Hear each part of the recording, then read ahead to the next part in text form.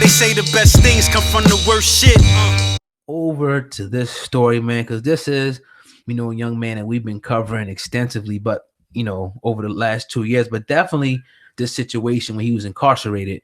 And this is Meek Mill and Judge Genece Brinkley, who've been having, I ain't gonna say a battle, but she pretty much been making his life a living hell for the past 12 years. Well, Meek Mill, pretty much everybody knows he's always at the Sixers game. He's good friends with Michael Rubin. He wants to travel with the Sixers to Toronto, and we know that that's a different country. So pretty much, Michael Rubin put out a statement. Here's what he said. He said, Judge Genece Brinkley, I know you have a vendetta against Meek Mill. You're obsessed with trying to control every aspect of his life. But did you really not approve him to go to rep the Sixers in Toronto for a game? As soon as the schedule came out, Meek asked probation for approval, and probation immediately approved it. And I guess Judge Genece Brinkley came in and said, no, Meek Mill, you're not traveling to Toronto. Sandman, what do you think about this? Because obviously we know that Meek was released after he spent a lot of time in there, but he came to a situation where he kind of was out and he was traveling and he kind of thought everything was good. Now we see the situation where she comes in and says, I don't care what probation says, you're not traveling anywhere. What do you think about Judge Brinkley, man? I got a couple thoughts on this. Well, one, first off, when you look at the reasoning as to why this man cannot properly travel out of the country, state to state, whatever he travels, the amount of hurdles he has to jump over to be able to just do little things to be able to provide income for his family is ridiculous. Right. It's fucking ridiculous. Yeah. And you look at 12 years worth of probation for crimes that were proven not to be committed. Facts. He shouldn't be on this shit. And when you look at a judge who seemingly, and no matter how you kind of weave your way around it, it looks personal as hell, with vendetta against him or something against this dude, for her to continue just to make his life more and more of a living hell, because one trip of a shoelace or anything for Meek Mill, he can end up right back in jail and in the same situation. It's fucked up. Yeah. But let's think about this on the other side. This is fucking basketball, man. This is basketball. Damn. So you got people in here getting all crazy and riled up. It is about a fucking game. But no. I mean, but I understand that. But you got to look at it. And here's what Michael Rubin goes on to say. He says, and most importantly, if this happens to Meek, what do you think happens to the average person who can't afford great lawyers, etc., on probation? So it's a bigger picture here with somebody in a system like this, who sees thousands of people probably over a career, and has pretty much, for lack of a better word, shitted on these people. And everybody's not Meek Mill, but who knows if she's having a bad day? It's not supposed to be like that. No, it's supposed to be where it's like you're not supposed to see no color. You're supposed to just look at the offense and make the right determination of what this person. You're supposed to judge them justly according to. But she got a personal vendetta against this dude and saying you can't do this, you can't do that. I mean, there's a whole bunch of allegations of her, showing up and popping up on all types of stuff. It's been 12 years. The guy didn't do it. The officer's always proven to be a liar. It's just a situation where it's like it's no power stronger than her right now. She's making his life a living hell for as long as she wants to. And if you don't be careful, I commend Michael Rubin for doing this, but like he fucking around, get this dude locked back up. He might just trigger her. You know what I mean? To because now it's like, all the blogs is talking about this in the paper now. Everybody's just, I'm sure she's getting emails and all type of different things like that. Yeah. So, you know what I'm saying? So it's just like, I don't know, but I don't know what you think about that. I 100% agree with you that he has to be careful, because one false move, he could end up back in jail. I completely agree with that. And when you look at it being Meek Mill and the amount of money that he got put into his legal team and trying to get out of the situation, things being proven and thrown out, and none of that shit's free. So it was a lot of money put into that, where the average person dealing with situations where you just got a judge banging the gavel and throwing his life away, he or her life away, and don't have the opportunities or the luxuries as a Meek Mill has earned himself to get.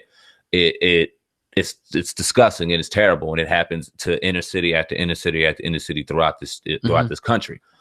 And it should be noted and it should be justified. And so I'm glad that this basketball game can kind of bring more light to that, because no one's denying the fact that this is fucked up for Meek Mill. Knowing it, no it just makes me laugh that people are crying about him going to Toronto. The game's gonna be dope. That shit gonna be dope. But I get people's frustration. Like, this should be something easy. He should be sitting courtside with Drake talking shit, partying with people. But anybody getting mad at and man, this is funny. I mean, you know, I look at it like this, man. I mean, he got this dude. He's powerful. He owns, I think, Fanatics. He owns all these companies. Sixers co-owner, shit, man, and stuff like this. He's fighting for this dude. You know, it's a great thing, obviously. You know, but it's just like I don't know, man. They just need to try to get him out of the situation as fast as possible. I know they're filing petitions, motions, and getting lawyers and everything, but nobody can undo what the judge of this that she's appointed, you know, by the people. Nobody can undo what she's doing right now. So it's tough, man. You know, oh God, I want to throw a little bit of a slant into this because we've seen Robert Kraft going through his drama, right? And we seen they were threatening the tape coming out of him getting the happy ending and all kind of wild shit, and people wanting to see that nasty nonsense. And now come to find out it wasn't. And then the lady that was providing the business venture, she ends up getting locked up, but Robert Kraft doesn't. There's a whole big old thing about this. Meanwhile, everyone's mad at Robert Kraft, and no one's talking about this prison reform bill tying in Meek Mill, Michael Rubin, Jay-Z. We talked about that, Sam, man. We talked about that immediately. Yeah, we talked about, we can go back to the tape. There's so many of it, but, you know, we can find a point where we said, I wonder who they're going to go after first. I was thinking maybe it'd be Meek. You know, obviously they got him now, but it's just like, you know, to Jay-Z, which one of these billionaires or millionaires are going to make an example out of with their media, or just bring something up that they may be doing? Now, I'm not, whatever he did at the parlor, you know, with the women is between them. You know what I mean? That's the way I look at it. The guy, he's a grown man. He did that. But it's just like once the media gets it now, you know, people are focused on that. They're focused on Meek not going to the game. Where's the prison? I don't hear anything about that. You know what I'm saying? But I don't know, man. You know, we called it. We called this, you know, months ago because we don't think that it serves the best interest of the, you know, I ain't even gonna say the word of the handlers. You know what I'm saying? To have a bill like that really be successful, to get people out of prison. Prison's a multi-million-dollar business, man. You got a lot of free labor, you know, you got a lot of free labor, you know, a lot of contracts and things that are getting done for pennies on the dollar, man. And you got a lot of young, you know, well-to-do, brilliant people in prison that they're getting a lot of free labor out of, free and exploitable labor. So I don't think people want to see that go anywhere anytime soon. The profiters of that. Why would they? We know this country is built on big business and making money and making profit and doing it by any means necessary to do so. And if that means locking the majority of that being black young males up to go and push that big business, why not? It reminds me of the cotton era. It reminds me of slavery. It reminds me of America throughout fucking time. It's just a little bit of an evolution.